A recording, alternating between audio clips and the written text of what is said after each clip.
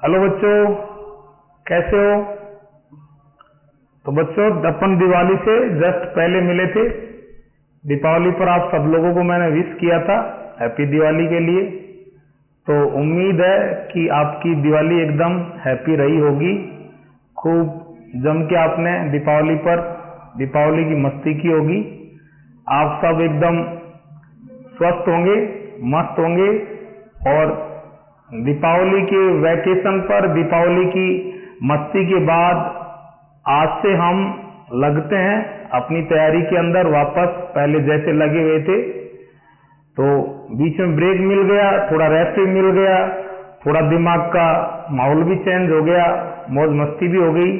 तो अब उस मौज मस्ती के बाद अपन ने जो एनर्जी स्टोर की है, उस एनर्जी को अब अपन वापस अपनी स्टडी में बहुत अच्छे से लगाएंगे। तो आज से अपन लगते हैं बहुत अच्छे से। केमिस्ट्री के अंदर बात करें अपन, लास्ट वीडियो के अंदर थे कॉमन नेम, और कॉमन नेम के अंदर भी अपना टॉपिक चल रहा था common name of hydrocarbon derivative. और हाइड्रोकार्बन डेरिवेटिव के अंदर भी अपन सिस्टम फर्स्ट कर चुके थे, सिस्टम सेकंड स्टार्ट किया था। सिस्टम सेकंड के अंदर हमने उसकी थ्योरी इकट्ठी कर ली थी, एल्डिहाइड का कर लिया था, कार्बोक्सिलिक एसिड का कर लिया था। कार्बोक्सिलिक एसिड से आगे चलना है। कार्बोक्सिलिक एसिड से आगे जब चलते हैं तो भले कॉमन सिस्टम हो और भले IUPAC हो, आप सब जानते हैं एसिड के तुरंत बाद एसिड के 4 डेरिवेटिव आते हैं। तो आज अपन स्टार्ट करने जा रहे हैं एसिड के जो 4 डेरिवेटिव्स हैं उनको, और इनमें भी सीक्वेंस है। आप सब जानते हैं ये जो 4 है, इन 4 में सीक्वेंस है। सबसे फर्स्ट एनहाइड्राइड होता है, फिर एस्टर आता है, फिर एसिड का हैलाइड आता है और अमाइड आता है। तो सबसे फर्स्ट क्या आता है? एनहाइड्राइड, फिर एस्टर, फिर एसिड हैलाइड और फिर अमाइड। तो अपन इन सब में सबसे फर्स्ट अब क्या करेंगे? Common name of acid anhydride. तो अपन स्टार्ट करने जा रहे हैं किसका नेम? एनहाइड्राइड का नेम। तो स्टार्ट करते हैं। Name, common name of anhydride. Anhydride आप सब जानते हैं, वैसे ये बेसिक है, 11th NCERT में है। लेकिन अगर इनकी डिटेल की बात करें तो सारे डेरिवेटिव्स कहां पर हैं? 12th NCERT में। 12th NCERT के अंदर ऑर्गेनिक के हिसाब से बात करें तो लेसन नंबर 3rd में है। 3rd में पहले कार्बोनिल कंपाउंड का डिटेल है और उसके बाद में एसिड का है। तो एनहाइड्राइड टर्म जो अच्छे से आपको मिलने जा रही है वो कहां पर है? 12th NCERT के अंदर है। और 12th NCERT में अभी अभी आप पेज नंबर डिक्टेट कर सकते हैं, पेज नंबर 379। एनहाइड्राइड सबसे पहले, जैसा मैं हमेशा कहता हूं कि आप किसी भी सब्जेक्ट में जब कोई टॉपिक स्टार्ट करते हो तो जैसे आप नोट्स के अंदर हेडिंग लगाते हो तो आपकी हमेशा अप्रोच, कोशिश, भरसक प्रयास होना चाहिए कि उस हेडिंग का मीनिंग समझा जाए। क्योंकि बच्चों, इस बात को मैं बहुत मजबूती से और दावे से कह सकता हूं और कह रहा हूं जब से मैंने टीचिंग स्टार्ट किया है। उससे पहले स्टूडेंट लाइफ में मैंने खुद ने कंपटीशन की तैयारी की, दिया, सिलेक्ट भी हुआ। मैंने इस चीज को बहुत अच्छे से फील किया है कि जेई में और नीट में अधिकांश जो क्वेश्चन आते हैं वो अधिकांश क्वेश्चन टॉपिक की हेडिंग के मीनिंग से आते हैं। इसलिए आपने, अगर इस बार आप जेई और नीट के लिए आप तैयार हो रहे हैं तो आप इस बात को लिख लो, मेरी को गांठ बांध लो, आप चैलेंज कर देना। मैं आपको पूरे दावे के साथ कह रहा हूं कि इस बार भी नीट और जेई के अधिकांश क्वेश्चन हर सब्जेक्ट के अंदर हेडिंग के मीनिंग से आएंगे। बहुत बेसिक और बहुत सरफेस से क्वेश्चन आते हैं। हमने आज हेडिंग किया है एनहाइड्राइड, तो हमारी ड्यूटी बनती है कि हम अब एनहाइड्राइड के मीनिंग के पीछे पड़ जाएं। What mean by anhydride? Anhydride क्या है? एनहाइड्राइड की ओरिजिन क्या है? एनहाइड्राइड कहां से आता है? एनहाइड्राइड कैसे बनता है? एनहाइड्राइड फॉर्मेशन की ड्यूरिंग उसकी क्या मैकेनिज्म होती है? ठीक है, क्या कैटलिस्ट चाहिए, क्या कंडीशन चाहिए, क्या टेम्परेचर चाहिए, क्या प्रेशर चाहिए, कौन रिएक्टेंट होगा, कौन प्रोडक्ट होगा, कौन इसेंशियल कंडीशन होगी, तो एनहाइड्राइड का मीनिंग के पीछे जो पड़ जाएगा, एनहाइड्राइड का नेम उसके लिए बहुत इजी हो जाएगा, चाहे वो नेम कॉमन हो और चाहे नेम वो IUPAC हो। नेमिंग अपने आप आने लगेगी अगर मीनिंग आने लगेगा। देखो हमारा टारगेट है नेम सीखना, लेकिन नेम सीखना अपने आप पूरा हो जाता है अगर हमें क्या आ जाता है, मीनिंग आ जाता है। तो हम स्टार्ट करते हैं एनहाइड्राइड के मीनिंग को समझने में, what mean by anhydride. Students ये थोड़ा सा आपसे समझ में आएगा, आप हल्का सा कहां पर जाएं, इनऑर्गेनिक केमिस्ट्री में। इनऑर्गेनिक केमिस्ट्री में आप सब जानते हैं, जो ब्लॉक केमिस्ट्री की रिएक्शन पढ़ते हैं आप, S ब्लॉक की, P ब्लॉक की, D ब्लॉक की, तो ब्लॉक केमिस्ट्री के अंदर ये वर्ड बहुत ज्यादा आता है, ठीक है। वहां पर इसके आसपास और इसका सिमिलर वर्ड आपने बहुत ज्यादा यूज किया है, एनहाइड्रस। एनहाइड्राइड सिमिलर है किसके, एनहाइड्रस। एनहाइड्रस ये जो वर्ड है ये क्या चीज है, ड्राई। और जो ड्राई वर्ड है आप सब जानते हैं, कभी भी किसी भी चीज को सुखाना है, ड्राई करना है, तो उसमें से जो मॉइस्चर है, वाटर मॉलिक्यूल है, वो आपको एब्जॉर्ब करने होंगे।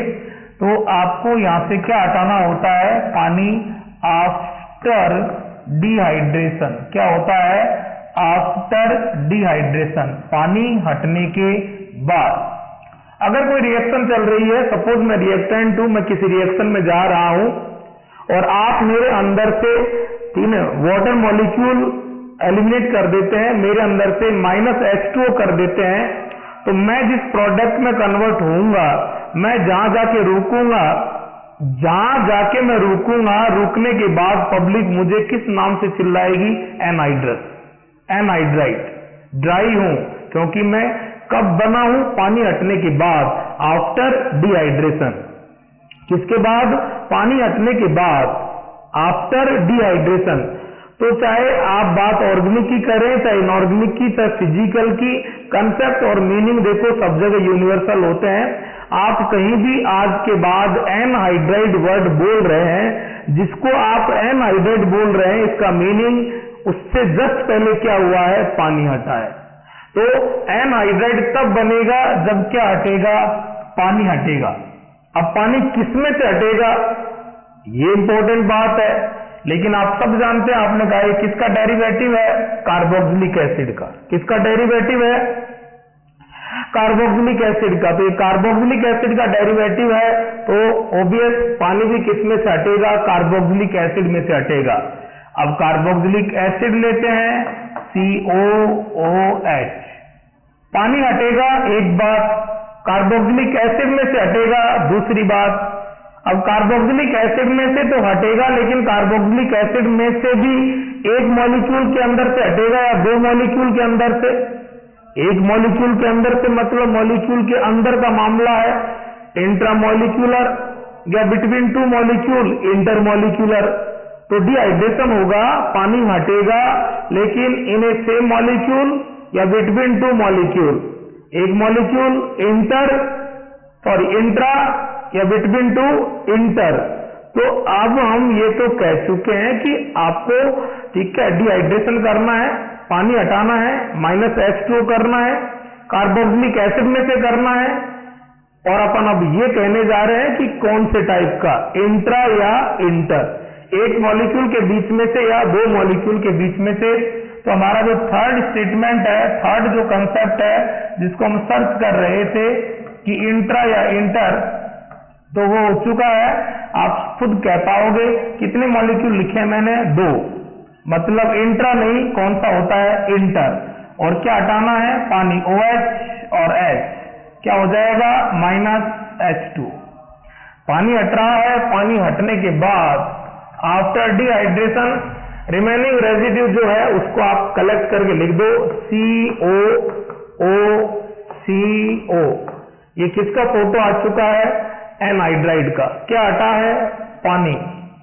जो फोटो आपको मिला वो कब मिला, पानी हटने के बाद, आफ्टर डिहाइड्रेशन। आफ्टर डिहाइड्रेशन जो भी होता है उसको हम क्या कह देते हैं, एनहाइड्राइड। क्या कह देते हैं, एनहाइड्राइड। एनहाइड्राइड का फॉर्मेशन कहां से हुआ, कार्बोक्सिलिक एसिड से। कार्बोक्सिलिक एसिड के कितने मॉलिक्यूल? 2, और उसमें से क्या हुआ? -H2। अब -H2 हो, -H2 इजीली हो जाए, पानी हमें हटाना है, लेकिन पानी हटाने में हमारी मदद कौन करेगा? क्या कैटलिस्ट लेना चाहिए, क्या कंडीशन लेनी चाहिए, ये भी आप सब जानते हो, बहुत छोटी क्लास से आप पढ़ रहे हैं कि डिहाइड्रेशन को कौन सपोर्ट करता है, डिहाइड्रेशन को कौन कैटेलाइज करता है? Concentrate H2SO4। आप सब जानते हैं, अपन जैसे जनरली अपना डायलॉग चला करता है ऑर्गेनिक केमिस्ट्री में कि पानी हटाने की जब जब बारी आए, पानी हटाना हो तो अपन किसको याद करते हैं? कंसंट्रेट H2SO4 को। जैसे मेरा डायलॉग चलता है कि पानी हटाने का ठेकेदार कौन है? Concentrate H2SO4। ऑर्गेनिक केमिस्ट्री में कंसंट्रेट H2SO4 क्या ठेका लेके आया है? पानी हटाने का।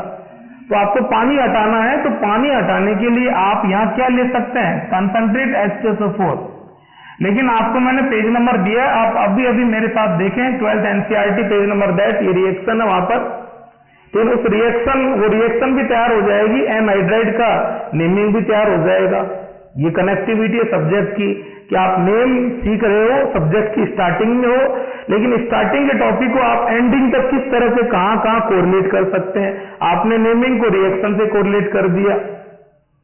वहां पर आप देखोगे स्टूडेंट, तो यहां पर लिखा है P2O5, क्या लिखा पड़ा है?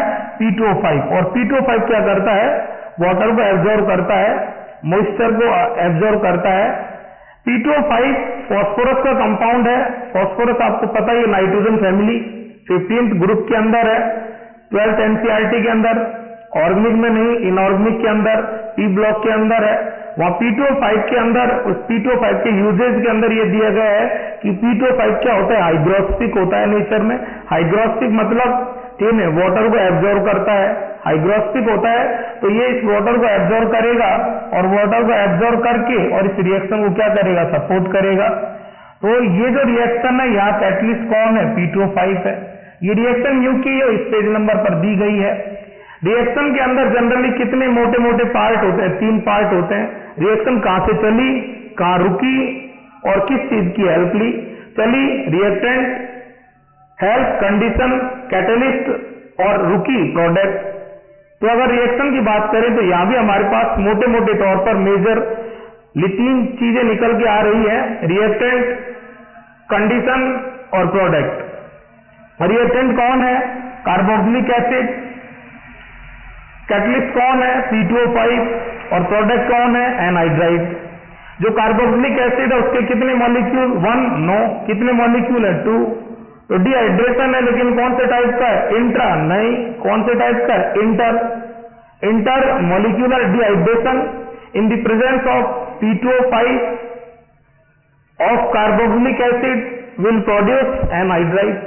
तो एनहाइड्राइड की जो ओरिजिन है, एनहाइड्राइड का जो पेरेंट है, एनहाइड्राइड का जो बापू है वो कौन है? कार्बोक्सिलिक एसिड है। बापू कौन? Carboxylic acid. और कार्बोक्सिलिक एसिड बापू, और किसकी प्रेजेंस में? P2O5 की प्रेजेंस में। और बच्चा कौन? एनहाइड्राइड। तो एनहाइड्राइड जो बच्चा है वो कहां से बनेगा? बापू कार्बोक्सिलिक एसिड से। और कार्बोक्सिलिक एसिड के भी कितने मॉलिक्यूल? 2 मॉलिक्यूल। इसका मीनिंग ये हो गया कि आप जैसे जैसे यहां कार्बोक्सिलिक एसिड का वैल्यू फिक्स करोगे, आप जैसे जैसे कार्बोक्सिलिक एसिड का नेम फिक्स करोगे, इसी के नेम से किसका नेम आ जाएगा? एनहाइड्राइड का। जैसे मैं जनरली एक डायलॉग बनाया करता हूं जो बनने वाला है कि अगर एनहाइड्राइड के नेम में आपको परेशानी हो तो आप एनहाइड्राइड को छोड़ दो और एनहाइड्राइड के बापू कार्बोक्सिलिक एसिड को पकड़ लो। ठीक है, कार्बोक्सिलिक एसिड से जब पैदा हो रहा है तो मेरा नाम भी कहां से नाम, किसके नाम से आएगा? कार्बोक्सिलिक एसिड के। आप देखो स्टूडेंट बहुत ध्यान से, मैंने यहाँ वैलेंसी अभी कॉमन छोड़ दी है, खाली छोड़ दी है। जैसे जैसे वैलेंसी पर जो भी वैल्यू आएगा, सपोज यहाँ पर H और H, तो यहाँ पर भी क्या आ जाएगा? HH। यहाँ पर सपोज X और X, तो यहाँ भी क्या आ जाएगा? XX। यहाँ पर सपोज X और यहाँ पर सपोज Y, तो क्या आ जाएगा? X और Y। जैसे जैसे इन वैलेंसीज पर, जैसे जैसे इन वैलेंसीज पर यहाँ पर जैसे जैसे जो भी वैल्यू आती रहेगी, वो की वही वैल्यू कहां पर आती रहेगी? एनहाइड्राइड में। जो नाम इन दोनों एसिड का होगा वो नाम इसका आ जाएगा। सपोज दैट ये दोनों एसिड है formic acid plus formic acid, तो formic acid plus formic acid का एनहाइड्राइड क्या कह देंगे, anhydride of formic acid, formic anhydride. Suppose acetic plus acetic तो क्या कह देंगे, एसिटिक एनहाइड्राइड। सपोज एक फॉर्मिक और दूसरा एसिटिक तो क्या कह देंगे, फॉर्मिक प्लस एसिटिक का एनहाइड्राइड तो क्या कह देंगे, एसिटिक फॉर्मिक एनहाइड्राइड। तो जो नेम एसिड का आएगा, जो वैलेंसीज एसिड की आएगी वो यू की यू कहां आती चली जाएगी, एनहाइड्राइड में आती चली जाएगी। इस थ्योरी को, इस एक्सप्लेनेशन को अपन क्वेश्चन प्रैक्टिस में कन्वर्ट करते हैं। तो आइए जो अपन ने सीखा समझा उसके क्या कर लेते हैं, क्वेश्चंस कर लेते हैं। जैसे HCOOH कौन सा एसिड है ये, बोलिए बच्चों साहब, कौन सा एसिड है, फॉर्मिक एसिड। कौन सा acid, formic acid. Plus HCOOH क्या हो जाएगा, OH, और यहां से क्या हो जाएगा H माइनस H2O, किसकी प्रेजेंस में, in the presence of P2O5 क्या हो जाएगा, HCOOCOH।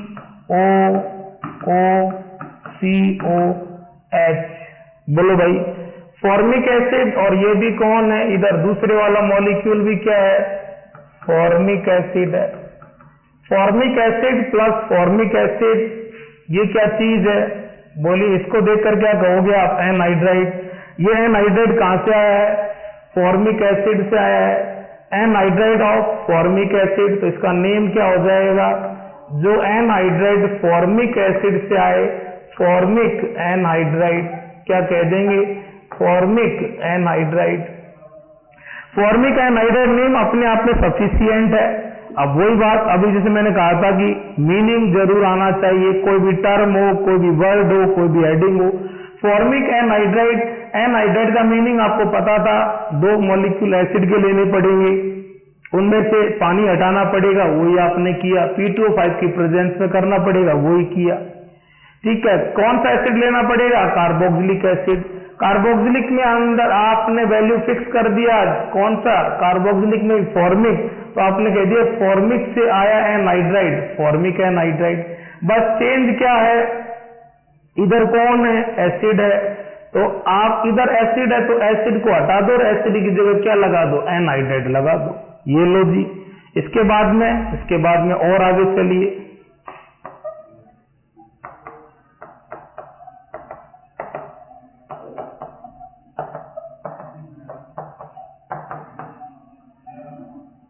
कौन है ये, एसिटिक एसिड। ये भी कौन है, बोले भाई लोग, एसिटिक एसिड। किसके प्रेजेंस में, P2O5 की प्रेजेंस में। कौन है, OH, और यहां से क्या ले लो, H। क्या करना पड़ेगा, डिहाइड्रेशन, पानी हटाना पड़ेगा, माइनस H2। कितने मॉलिक्यूल में से, दो मॉलिक्यूल में से। कि प्रेजेंस किसकी होगी, P2O5 की।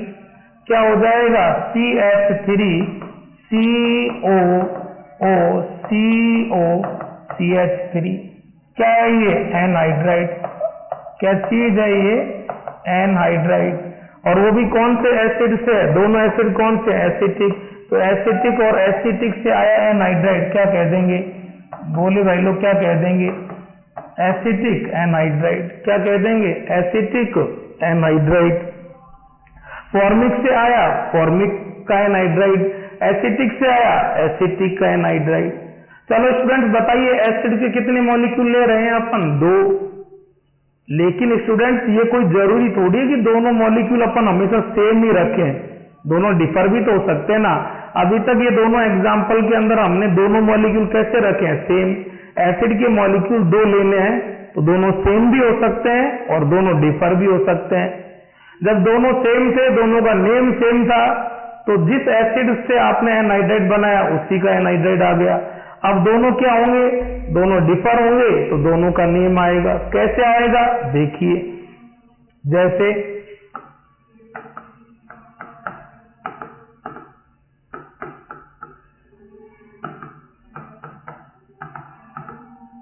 किसकी प्रेजेंस में, P2O5 की प्रेजेंस में क्या होगा, OH, इसको यूं लिखिए HCOOH प्लस HOCO CH3, ये क्या हो जाएगा OH और ये क्या हो जाएगा H माइनस H2O, किसकी प्रेजेंस में, बोलिए भाई लोग, P2O5 की प्रेजेंस में। ये कौन सा एसिड है, बोलिए फॉर्मिक एसिड, और प्लस ये कौन सा एसिड हो जाएगा, बोलिए ये हो जाएगा आपके एसिटिक एसिड। ये माइनस H2O क्या हो जाएगा, HCOOCO और CH3, ये क्या चीज है, एनहाइड्राइड। एनहाइड्राइड के फॉर्मेशन में कौन कौन से एसिड ने पार्टिसिपेट किया, इधर तो फॉर्मिक, इधर कौन, एसिटिक।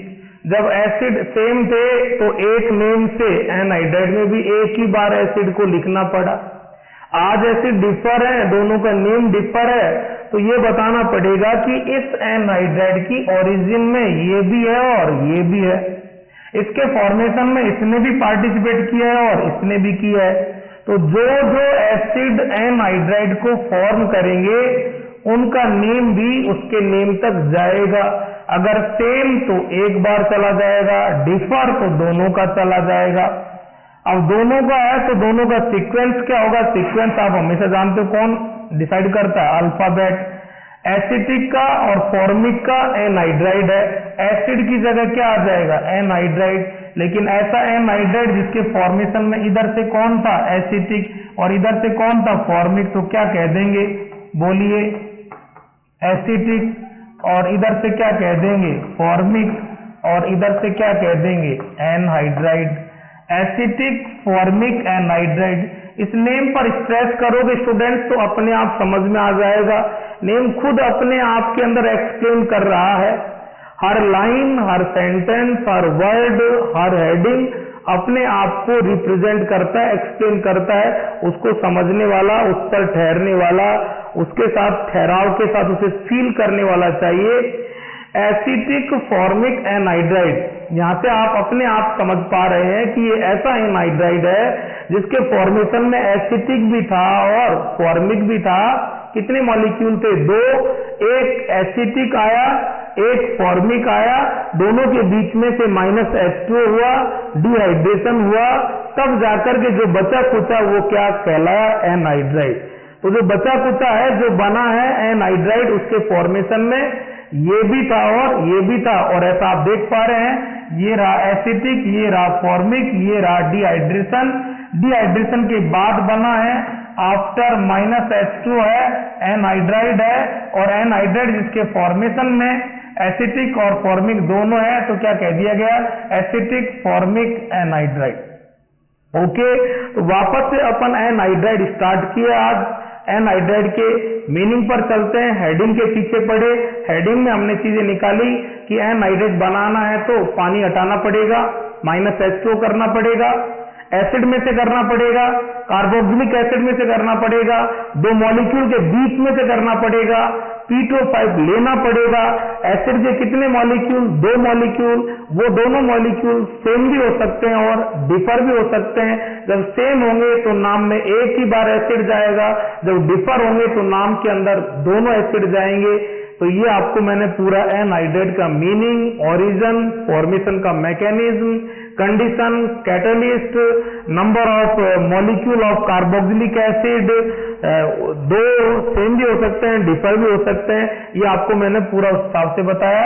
और नेमिंग के साथ साथ अपने 12th NCERT lesson number 3 carboxylic acid, page number 379, वहां एक रिएक्शन भी तैयार हो गई है। आप इस तरह से इसको कर सकते हैं, चाहे आप इसी चीज को दूसरी तरह से भी कर सकते हैं। जैसा अपन रूल वगैरह बनाते हैं नेमिंग के, वैसे कर सकते हैं कि अपन जैसे ही अपन हमेशा जैसे हेडिंग लिखते हैं, जैसे अपन ने आज हेडिंग स्टार्ट किया था क्या, एनहाइड्राइड। एनहाइड्राइड का अपन तुरंत सबसे पहले क्या लिखना चाहिए था, फोटो लिखना चाहिए था। अब तो आपकी फोटो भी समझ में आ रही है। इसके बाद याद करो स्टूडेंट्स, अपन जैसे लिखा करते थे तो अपन आप ये चेक किया करते थे फोटो में कि वो कितना वैलेंट है, वैलेंसी कितनी है, मोनोवैलेंट है, बाइवैलेंट है। आप देख पा रहे हैं बाइवैलेंट है। बाइवैलेंट है तो अपन तुरंत ये चेक किया करते थे कि जो फंक्शनल ग्रुप है या जो ग्रुप है, ठीक है कि नहीं, वो मेटामेरिज्म के लिए उसके क्या हालचाल है, वो मेटामेरिज्म शो करेगा या नहीं करेगा। तो बाइवैलेंट है तो ये क्या करेगा, मेटामेरिज्म शो करेगा। ठीक है, ये अपने नेमिंग के साथ साथ एक कंसेप्ट अपन हमेशा हेडिंग के अंदर फोटो को देख करके किसका तैयार करते हैं, आइसोमेरिज्म का करते हैं। तो मेटामेरिज्म देगा, क्यों देगा, क्रॉस चेक करते हैं, पलट के आते हैं। अभी अपन नेम से हेडिंग से फोटो पर आए, फोटो से अपन मेटामेरिज्म पर आए, अब वापस बैक चलते हैं। मेटामेरिज्म क्यों देगा, क्योंकि बाइवैलेंट है। बाइवैलेंट क्यों है वो तो आपको पता ही, फंक्शनल ग्रुप का जो स्ट्रक्चर है वो फिक्स है, उसमें तो अपन कुछ कर नहीं सकते। ये एनहाइड्राइड का फोटो ये है तो ये है ही, यही रहेगा, पहले भी ये था, आज भी है, आज के बाद भी ये रहेगा। बाइवैलेंट है तो है, मेटामेरिज्म देगा तो देगा, कोई क्लियर नहीं, कोई मतलब कंफ्यूजन नहीं, एकदम क्लियर। इसके बाद हम बात करते हैं अपन हमेशा की जो वैलेंसीज है इन पर क्या आता है। तो आज भी अपन वही अपने कंसेप्ट को रिपीट करेंगे। ये कौन है, फंक्शनल ग्रुप कौन सा है, एनहाइड्राइड का है।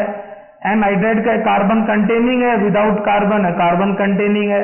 और आज तो आप एक खास बात और देख रहे हो, कार्बन कंटेनिंग नहीं है, ऐसा फंक्शनल ग्रुप है जिसमें कार्बन कितनी तरफ है, दोनों तरफ कार्बन है, दोनों तरफ कार्बन है, दोनों तरफ कार्बन है। तो इसके जो चांस है नेमिंग के, वो सिस्टम फर्स्ट के नहीं, सिस्टम सेकंड के हैं। अपन सब जानते हैं कि जो खाली वैलेंसीज है, इन खाली वैलेंसीज पर कौन होता है, रेडिकल होता है।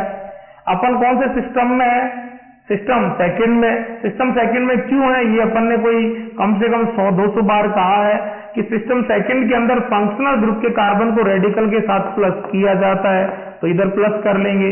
फंक्शनल ग्रुप के कार्बन को इधर भी रेडिकल के साथ क्या करेंगे, प्लस करेंगे। ठीक है ना, जनरली कार्बन एक तरफ हुआ करता था, रेडिकल भी एक तरफ हुआ करता था। आज फंक्शनल ग्रुप में कार्बन दोनों तरफ है, रेडिकल भी दोनों तरफ है, तो फंक्शनल ग्रुप का कार्बन दोनों तरफ ऐड हो जाएगा।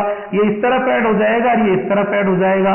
ये जो टोटल कार्बन है, ये total carbon common system second में क्या दिया करते हैं, स्पेशल रूट वर्ड दिया करते हैं। क्या दिया करते हैं, स्पेशल रूट वर्ड दिया करते हैं।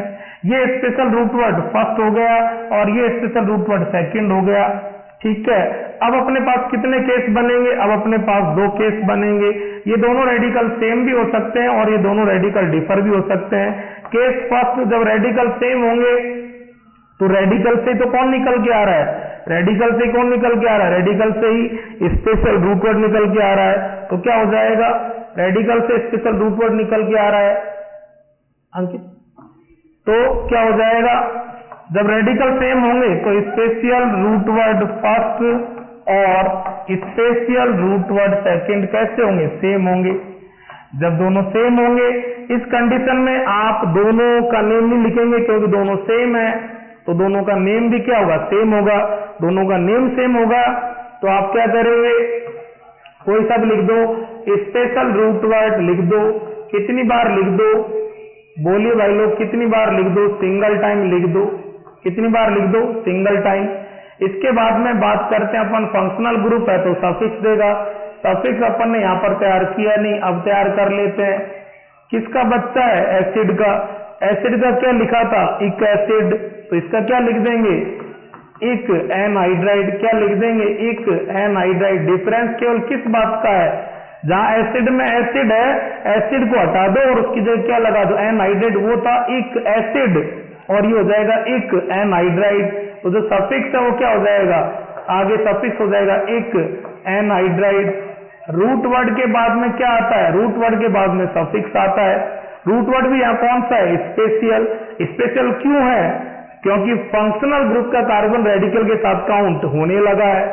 टोटल कार्बन में आप भी हैं और आप भी हैं, इसलिए यहाँ कुछ अलग टाइप के। सिस्टम सेकंड चल रहा है, सिस्टम सेकंड में हमने 50 बार चिल्ला के कहा है, पूरी ताकत से कहा है, पूरी मजबूती से कहा है कि फर्स्ट में गाने रेडिकल के गाए जाते हैं और सिस्टम सेकंड में गाने स्पेशल रूट वर्ड के गाए जाते हैं।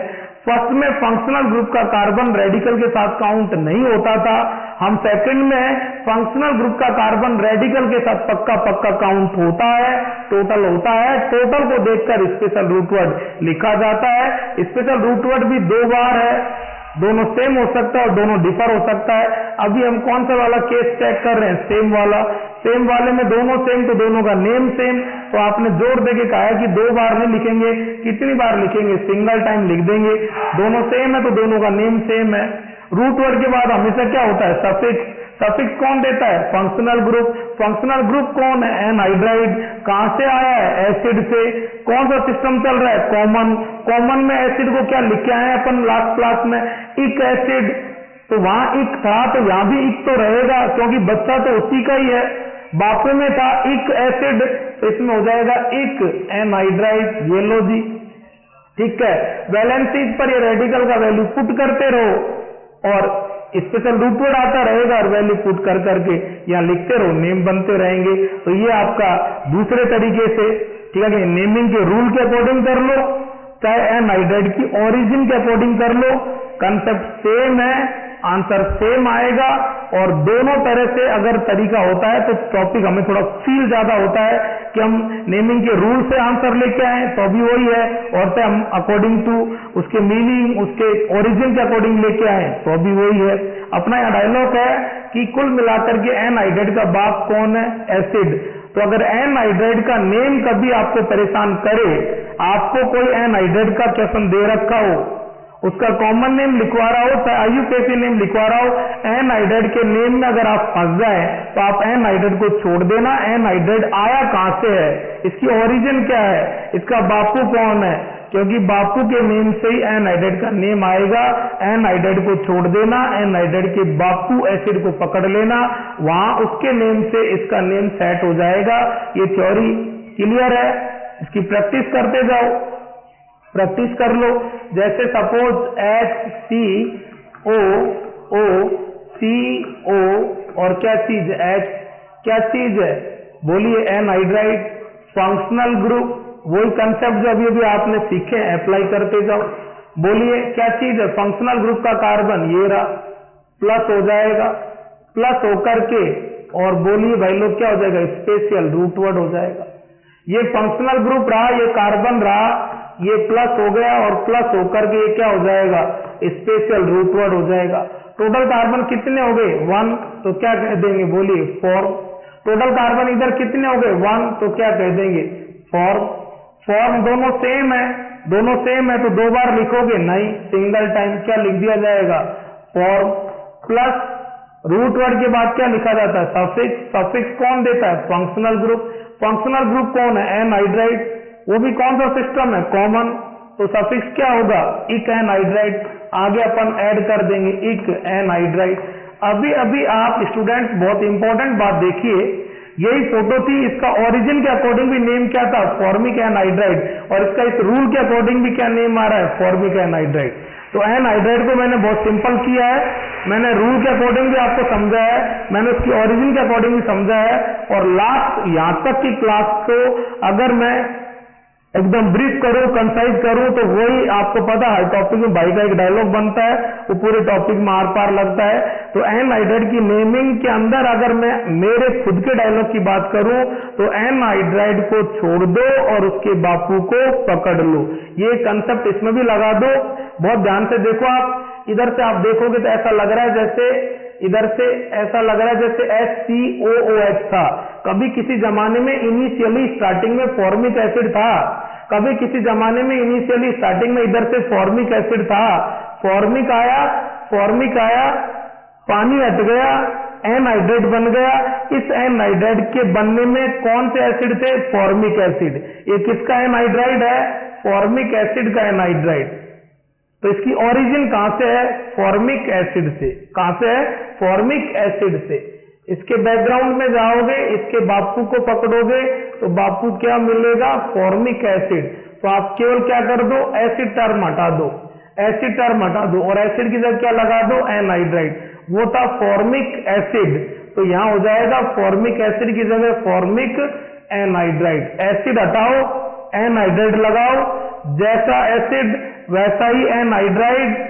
ठीक है जी, फॉर्मिक एसिड तो फॉर्मिक एनहाइड्राइड।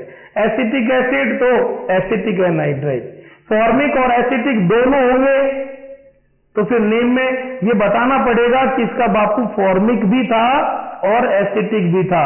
तो एनहाइड्राइड की नेमिंग इस वीडियो के बाद आपको कतई परेशान नहीं करेगी। चाहे आज के बाद आप एनहाइड्राइड का आईयूपीएसी नेम लिखें, चाहे कॉमन नेम लिखें, आप अगर एनहाइड्राइड के नेम में फंसते हैं तो आप ये ढूंढना कि यार इसको छोड़ो, इसका बापू कौन है, ये पैदा कहां से हुआ है, इसकी ओरिजिन क्या है, इसके बैकग्राउंड के अंदर, इसकी ओरिजिन के अंदर वो जो एसिड था, कार्बोक्सिलिक एसिड था, वो कौन कौन से थे, उनको ढूंढ लो।